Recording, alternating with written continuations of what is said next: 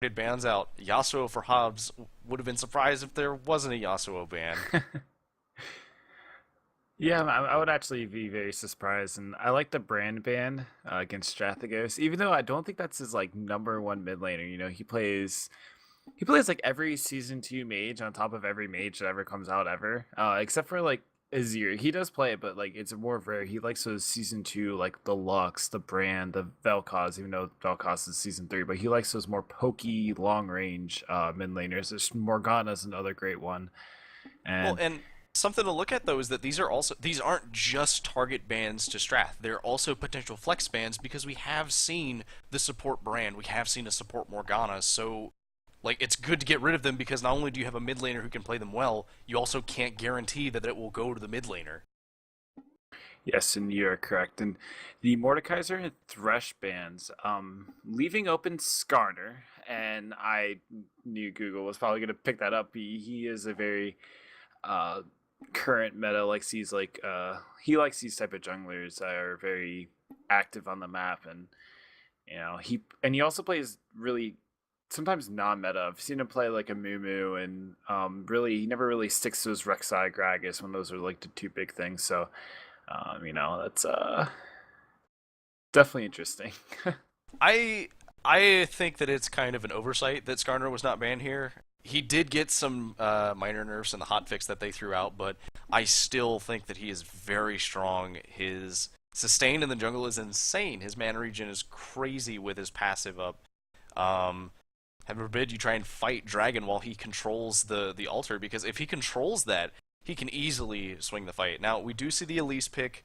Elise has been getting a little bit more played progressively. She did see some very minor changes, but I don't think they really changed her overall ability to jungle.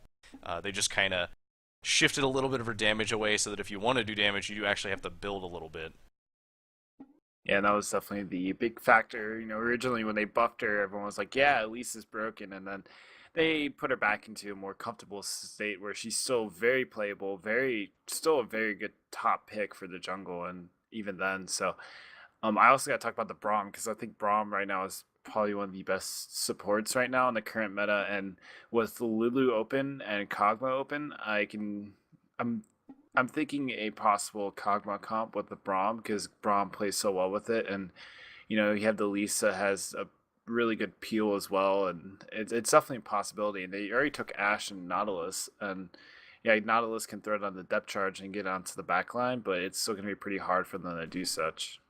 Well, I'm inclined to disagree that Braum is considered one of the best. I think that he is probably mid tier at best, simply because his meta that he works really well in is like poke comps or initiates that rely on any sort of ranged initiation. And unfortunately, we're not really in that kind of a meta right now. He is still strong and he is good for laning, but in particular, I think that the Nautilus pick is a little bit you're kind of downplaying it in this matchup because we talk about the depth charge. Well, he can't block the depth charge. That's the important thing. The strongest initiate that Nautilus has can't be blocked.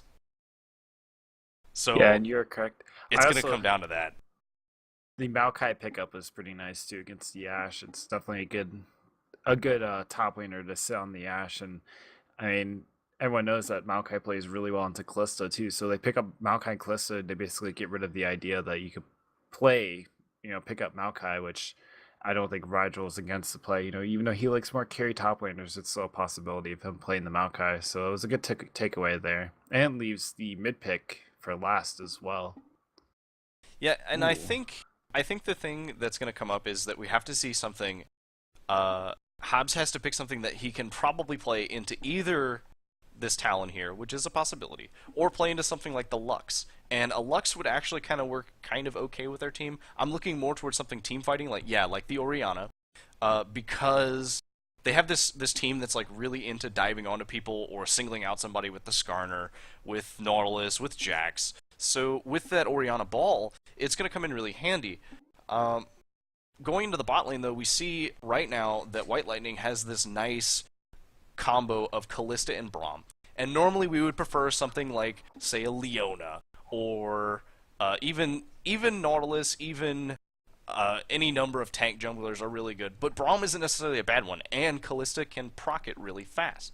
we do see Aurelia. That might be an Aurelia mid. I'm ready to see how this is gonna play out because I love Habs as a mid laner, and he likes playing like they originally hovered over Riven, and I'm really hoping they pick the Riven because I feel like that would work out really well with their comp for the pick potential they have with the Elise and the Braum. I think I could see the Riven, but I think the problem with the Riven pick would be that it's a hard matchup against Orianna because Orianna has a lot of shields, Orianna has a lot of early harass, which Riven doesn't really deal with early harass very well. But Diana. There we go. That's another great assassin that All would right, work so pretty well into Diana. So what we have here is we don't have a poke comp. We have one comp that kind of wants to do picking and engaging from TDK, and from White Lightning we have this kind of like they can pick, but they're better at doing a counter engage. They don't have any like really sick hard engages outside of maybe Brahms ult or potentially a Righteous Glory from Maokai. But if you try and engage on them, they have a whole bunch of tricks. They've got all the CC from Braum. They've got all the AoE damage between the Diana and the Kalista, who is probably going to build at least a Runon's Hurricane at some point. And they have Maokai, who's really, really good at keeping a bunch of people alive with his ult. Yeah, that's pretty much why I'm excited to see how this is going to play out. Because, like you said, with the Skarner and the Orianna, they're looking to fight. And granted, White Lightning's team comp is there to fight, but you know they're more looking to possibly disengage and fight off of the enemy's engage instead of their own. Granted, I do think they have a lot of good pick potential. So if they do find out someone in the jungle and start picking them off one on one, that's definitely exactly what they're going to see. So I'm excited to see how this is going to play out because if they play it correctly, they're definitely going to come out ahead in these fights. But if they're not able to play it correctly, if they go for the engage first or anything like that, they're going to probably end up losing the fights unless they're able to peel off well enough for the Kalista and the Diana. Well, when we talk about things, though, we got to look at the individual players because, of course, we talk about the team comps, but we don't know how the players themselves have played these champions. And we know that Strathagos is well played with a lot of mages, sure, but he's not like outshone as a crazy good Orianna player. Hobbs, we haven't really seen him play Diana, but the last two champions he just randomly pulled out, which was the Yasuo, and then he pulled out, what was it, Zed? At some point? Or no, it was Victor. And he just has destroyed on these random champions to the point that now we don't get Yasuo picked ever again by him. But John got Ashe. John has like an 80 or an 85% win rate with Ashe. Christina has a pretty good win rate with Kalista, but it's not the same as like having that high of a win rate. And I think that it's kind of weird that he would pick it into Braum, but maybe he's really, really confident in his Ashe play and is willing to play it against Braum. Yeah, that's most likely gonna that's exactly what we're gonna be looking at is see how this ADC. I think in this matchup, I really think it's gonna be dependent on Habs if he can carry from the mid lane, or if John and Genghis are able to do something in the bot lane. But I do have to criticize him, though, on taking the Ignite over the Exhaust. Because the one thing, though, is if Diana does get ahead and she's able to get on the back line, if you don't have Exhaust, there's really no way you can stop her from doing anything within the backside. And, I mean, there's other ways you could probably try to lock her down with the Nautilus and try to stun her up as much as you can. But all I can really think about is if Diana gets ahead in any way, and they don't have any exhaust to blow on her when she tries to dive that backline, they're going to be in a lot of trouble when she goes into burst, at least John or even Strath. Well, that's some good points, but it won't really matter until we find out in game. So, Caster's going to take a short break, and we will catch you guys on the Rift. See you soon.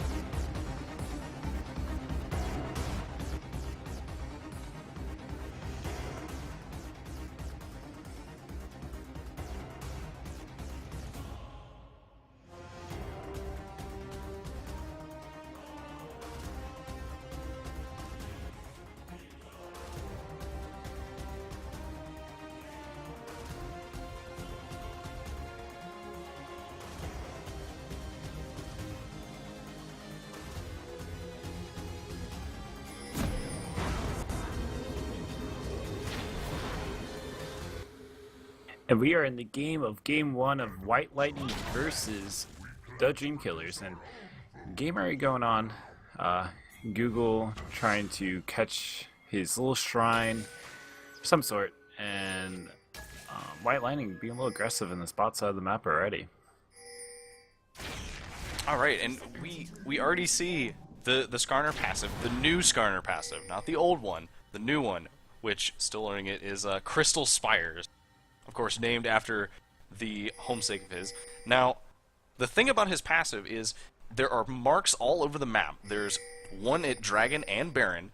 There's one in each side of the jungle on both sides. And they will reach 2 of the 3 camps on each side. Now, to control these, it's very similar to a capture point altar on Twisted Tree Line, where you have to stand on it. And while you control it, Skarner gains very high movement speed, attack speed, and mana regen.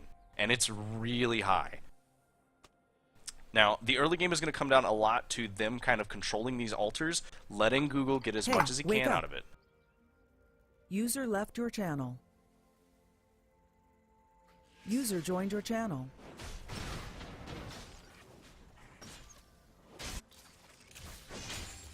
Hey, wake up. Sorry about that. A little bit of an issue with OBS not swapping, but we got it fixed. Alright, and we are... Alright, let's go back into this game. Sorry about that, folks.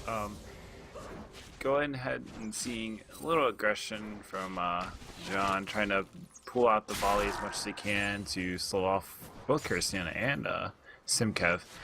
I mean, just alone, he's the one that's been able to pull in both this about 75% HP and, you know, doing things that Ashe does very well. Seeing a little bit of aggression, not too much. Looks like TDK wants to put White Lightning a little bit on their back heels, but I don't know how well that's actually going to go just yet. Oh, missing that anchor toss. That was pretty close. It was close, but not quite. Yeah, right? Senpai throwing in a little bit of damage. Yeah, they're just trying to apply some type of pressure on this bot side. I mean, the one thing I love about Ashe is that if you're able to push in the lane and you can just keep it right in the spot where you can blast it, and then as soon as you hit all the minions, you just volley and continue autoing the enemy and force them back over and over and over again, and basically really don't have to do anything in reference to your support really doesn't have to do anything because Ashe alone is able to have enough pressure on the map itself. Right, well, I think it's very interesting because a lot of people seem to ignore how much damage Volley actually does. And it does do a lot of damage, and applies a slow, so if she manages to get in range of you and auto-attack you, she also gets her free crits. Yeah, that's definitely a big side, but Chixty LP is on the spot side of the map. They're trying to slow off John. John might be a little bit of trouble. He flashes the Q from Braum, and they're able to get away from the skink. What a summoner is down. Sidestep. It was a nice little sidestep from Genghis Sean. Didn't get hit by that cocoon, but unfortunately they did lose John's flash. Yeah. And Rigel taking a lot of damage as well in this top lane. He gets a Maokai, which, you know, never still here. The damage. Uh-oh, and the cocoon right to Genghis Sean. Simkev might be able to get the Wonder Spite off, and that is going to be enough to stun him up. No way he can really flash. That's the first blood going over Kirstina. John might be a little bit trouble. I don't know, he's able to walk away. But Google's actually in the mid lane, actually able to stun up Habs. Habs flashing away. No subs blown from Strath or Google, but able to force him to flash away from that fight. And that's going to get Habs to go away because he's at half health. That's not something he wants to be at, particularly whenever he's fighting a Skarner. Yeah. Uh-oh. And Google actually able to stun up Chixty LP, and they're going to duel it out a little bit on the bot side of the map.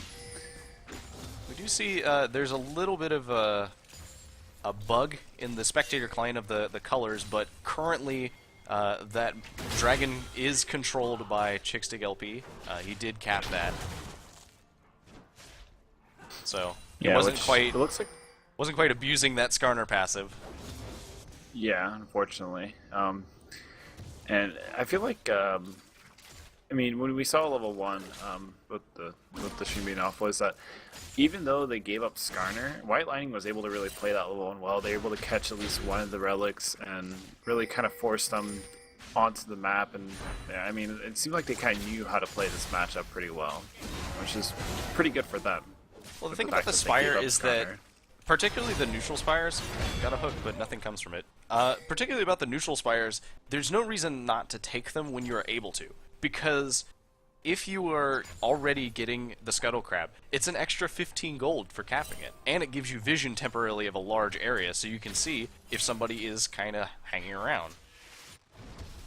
Yeah, and that's definitely exactly what you need. I mean, it's like I said, it's a similar version of the Scuttle Crab, but definitely a little more helpful in reference to the site, and really good for the Skarner as well. Little tank battle, just Rigel trying to farm, being pushed into his tower pretty frequently too as well. And Google, caught in the enemy jungle. Winter's Bite actually hits onto him. Chicks LB might be able to stun him up, and they're able to stun him up. Let's see if he's able to get out of there. The Q from Habs, but he actually flashes to the wall and gets away. Senpai doing quite a bit of damage to Wriggle. Not really much that he can do here. Not for now, anyway. Not until he gets a little bit more tanky. Yeah.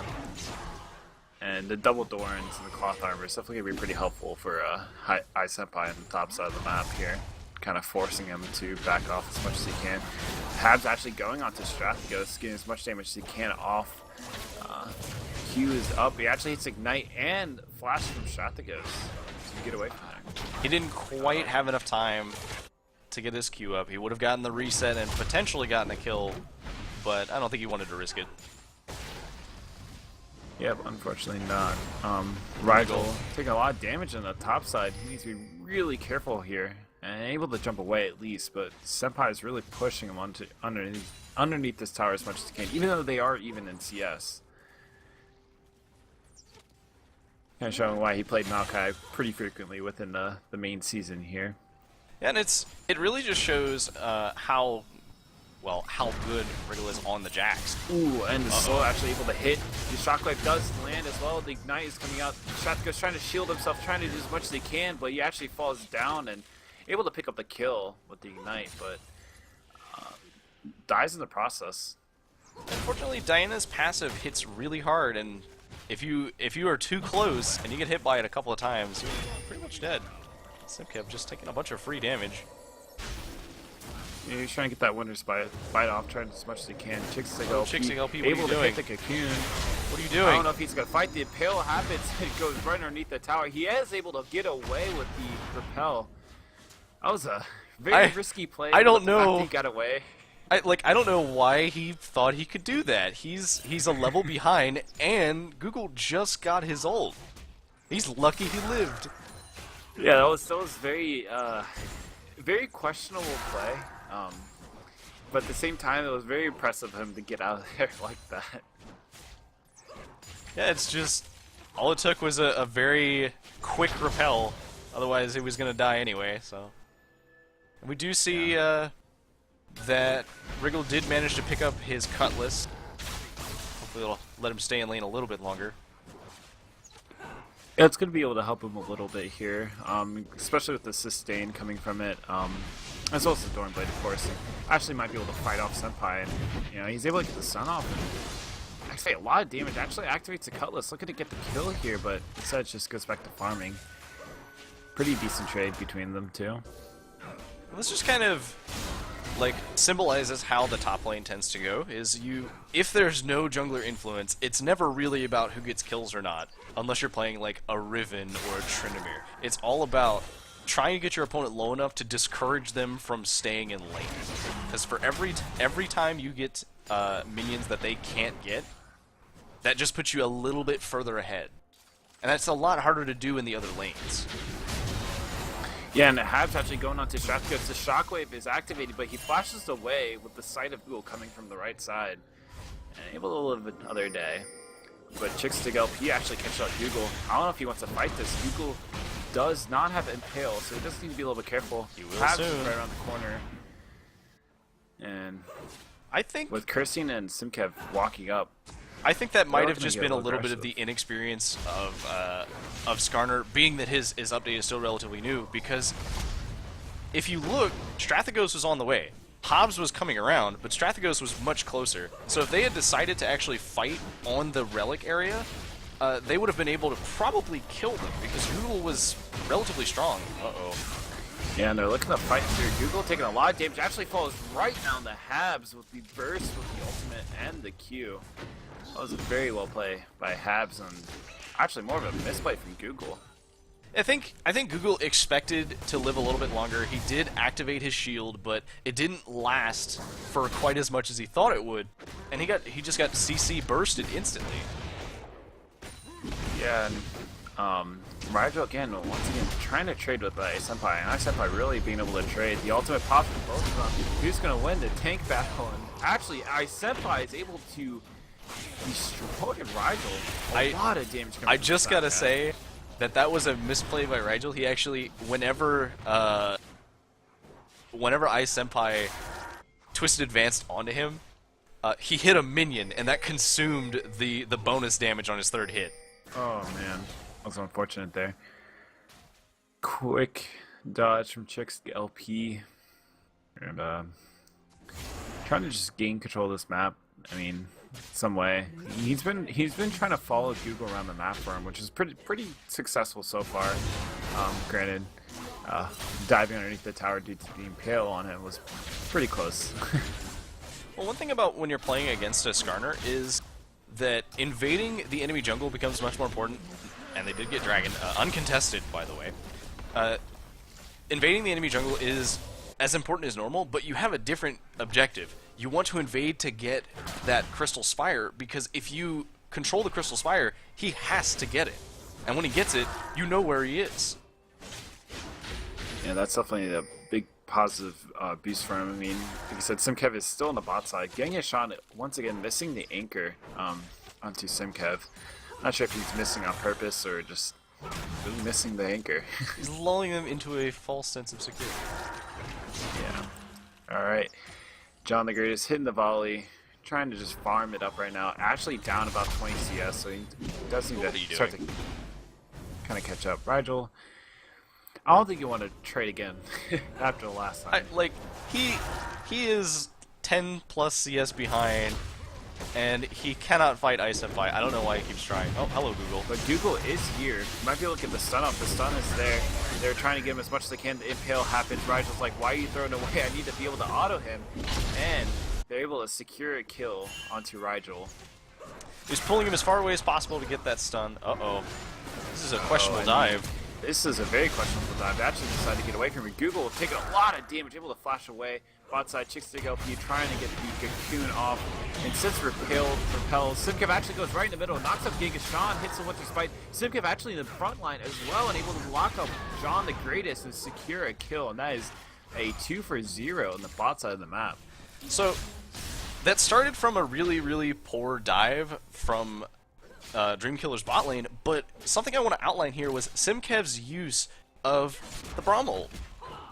Not only did he use it to make sure that Genghis-Shan couldn't get away, he managed to hit John the Greatest with it near the edge. He just went straight down and hit all of them, and that meant that John, because he'd already blown his flash, had to walk through the incredible slow that comes with the terrain that gets made. Yeah, which is pretty hard for John. And I like how Simkev just kind of like let Genghis-Shan die and kept on walking forward and was like, all right, John, you're next, and walked into John and able to get that second or get that another winner's fight off onto him, which was really good for him. And like I said, very good play coming out from Genghis-Shan, able to catch out Chickstick LP, but I don't know if they want to fight this in tabs right here. Genghis-Shan taking a lot of damage, trying to get away. Google might be in danger as well, and they both fall down to both Habs and Chickstick LP. Well, you know, it's kind of weird. Not really expecting Google to be fighting as much with Hobbs there, particularly if they're missing their mid laner. Ooh, Ice Senpai. Senpai and Rigel fighting out once again. The Rigel tables have trying to- turned. Yeah. The good thing is Ice Senpai does have a Frozen Heart, so he's able to trade a little bit more efficiently with Rigel, trying to get rid of that attack speed since he did go for the blade first. But more importantly, because Rigel has managed to finish his Blade of the Ruined King, he can actually kind of stay in lane now. He won't win every trade, but because he has better sustain now, he doesn't have to leave or he doesn't have to risk dying again. Yeah, which is really good for him. I what is it? I also like how Habs is going Abyssal. Really good for him, especially against Strathagos, because I think Strathagos is going to be kind of the, hopefully maybe the game changer here. If he's able to hit a good shockwave in some way, or kind of force him to fight in, you know, his terrain, I think that's a good item to go against. Well, if you look overall, though, their team is either magic damage or kind of a hybrid damage, because Skarner does both types of damage. Sure, whenever he gets built, he does mostly physical damage, but until then, he's doing a lot of magic damage between his abilities. Genghis, you're in a bad spot, man. Genghis Sean. He's a little careful here. He actually gets stunned up by the Winter's Bane, and the blade is activated, and the rend happens. And that is a dead one. Google trying to go in the middle. The shockwave does hit. Chixig LP is going to fall down to Strathagos. Fight the top side, fight the bot side, fight in the middle. They're going everywhere, and Simkev going right into Strathagos, hits him up, exhaust is out. John the Grace is trying to save his teammate, but the heal is actually there enough, and Habs able to just dive the backlane with freedom to do whatever he wants. Yeah, it was a little bit dangerous. I don't know why they stuck around, because it was going to be your squishy AP carry and your squishy AD carry standing at the tower. Sure, John the Greatest did a really good job trying to come and assist Strathagos, but there was no way that Strathagos was going to be able to defend that tower. He had just used Shockwave, so all he had was positioning the ball and damaging it. Wriggle. No, he's safe. Actually, he decides to jump away. Never mind. He's safe, but Habs have to go right into the middle of the fight. And they're able to lock him down. Genghis Sean trying to save his teammate, but they all fall down. And this is a very dominating match coming out from White Lightning right here. This is a very, very fierce start, very strong start. I think... Uh-oh. Meanwhile, in the bot jungle, Jungler's just having a little bit of a spat. Yeah, Google trying to find somewhere to farm and somewhere to try to get ahead at least. Chixig LP is like, alright, I'm not gonna let you get ahead anywhere, and at this point, we can say this game is more likely than not over. There is potential for a come out. Oh, Chixig LP, nice flash. Ooh, Shockwave misses. This is wow. But this game is very heavily in White Lightning's hands. It is their game to lose. Now, how do you come back from a game like this? I imagine what they're going to do is they're going to say, okay, apparently the Yasuo Zed bans were not enough. What do we do about Hobbs? Because Hobbs here has been dominating. Kuristina has been dominating. And we know that Kuristina can play Kalista. Kuristina has shown that he is really good on Kalista. In fact, why wouldn't you ban it? Because it got nerfed a little bit? So what? He's shown he'll still play it. And on top of that, it's not like a champion you could take away. John doesn't really play Kalista. He plays like Corki, Ashe, and Tristana. He plays like these not real. I mean, I don't even. He really plays think like he the plays Season 3 Tristana. champions. Yeah, exactly. So he doesn't play like Kalista, or he does play like Jinx, and he sometimes plays some type of hyper carry. But I've rarely seen him play them at a very good level, compared to like Kuristina when he pulls out the Jinx, when he pulls out the Kalista. He really knows how to play these hyper carries. He knows how to carry with them as well.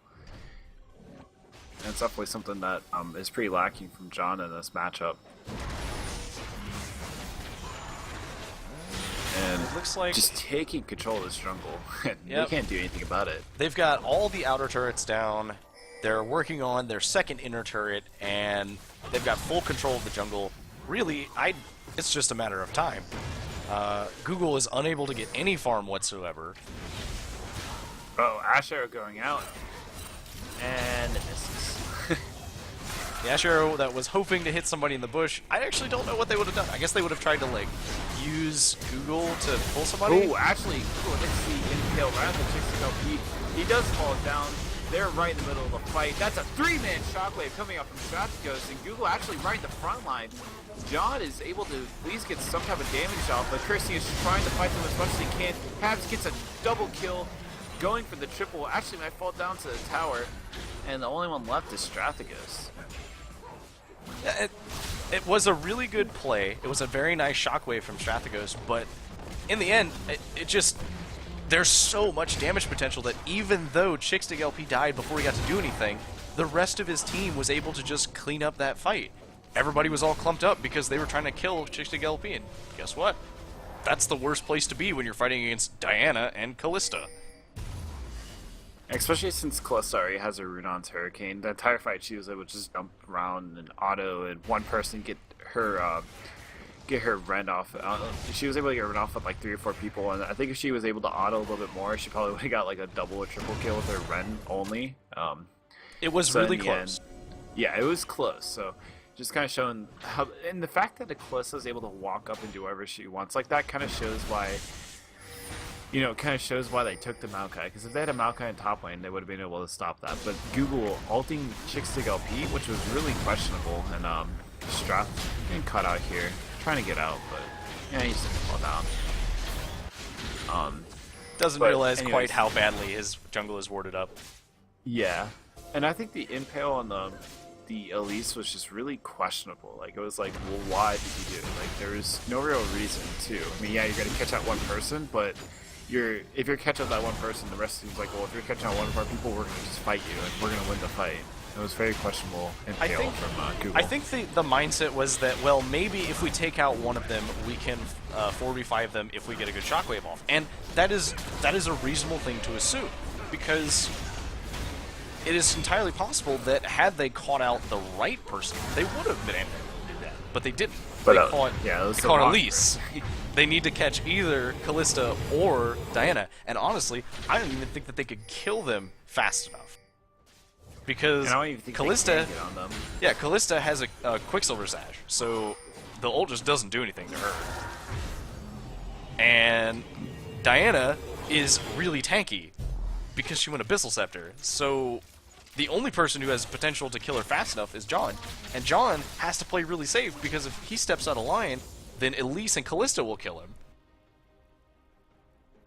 Yeah, unless they're able to get a good arrow off onto Diana, and Diana has just kind of already been 75% HP, and Google's able to flash and pale. I really don't think there's any way they're going to be able to catch out anyone and win the game off of that. Because even then, they have to do that multiple times in this game. It's not like a one-time, all right, we catch this one person yeah, and no. we win. They have 0 towers throughout this entire game. They haven't been able to secure a single tower. There's almost no way that they can really secure anything, really. We're They seeing might be just able to a get nice tower little from the rotation. split push. It's a nice wave of Baron minions. They do manage to get the bot turret with relative ease. They have another wave coming up soon.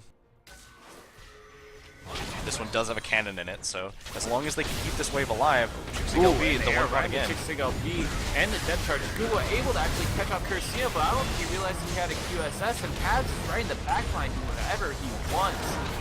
And that is down 2, that is down 4, that is an ace. White Lightning able to secure an inhib tower, and I don't think this is... This is probably the game. This is going to be game, yeah. I mean, at this point, yeah, they're calling the GG, and that is it. That's the the surrender surrender. coming out. Game 1, going over to White Lightning.